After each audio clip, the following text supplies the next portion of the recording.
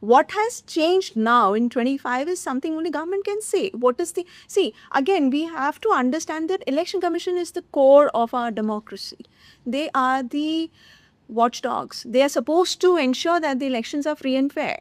And for that reason, they have to be transparent as much as they can, because we all are equally important stakeholders. Not sharing this data raises doubt.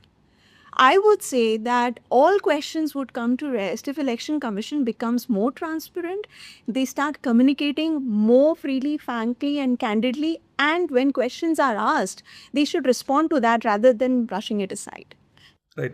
Okay. We will come to questions being asked in a little while, but I'm just curious in terms of the scale of what Mr. Gandhi has been saying.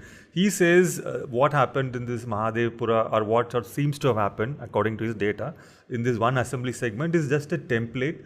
And he's suggesting that because the election commission is reluctant to share machine readable electronic data, it is indicating that this has happened elsewhere also, maybe probably across the country, because then if such data were made public, then anybody can actually verify if there are more fake addresses, if there are more bulk voters living in a single address in other constituencies. It will be easier to check that. But by denying this, it is not possible to verify, and therefore you are getting distrust, you are getting doubts, and so on.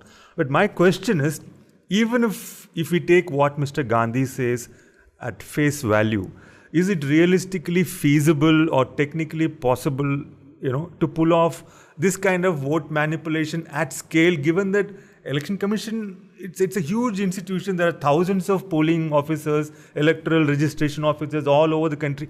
Are we supposed to infer that they are all compromised and so on? Like, that seems very difficult to believe. Actually, very good question. This is one question, as a journalist also, I always had in my mind, and experts who I spoke to, that how is it possible such a big institution with so many people who are engaged in election commission? So let me answer it in a way that is on record, because let's go by facts. The structure of the election commission and the website says, and I'll read it from there, the commission has a separate secretariat at New Delhi consisting of about 550 officials in a hierarchical setup. So technically it speaks about how many people are here. 550 people, like chief election commissioner, then we have election commissioner, and then below them all the officers are there. So total here. But what is interesting to know is the CEO. Now, who are the CEO? CEO are the people who are... Each state has a CEO? Yes, each Okay. state and UT has its own CEO. Delhi has its CEO, and like that Karnataka has. So CEOs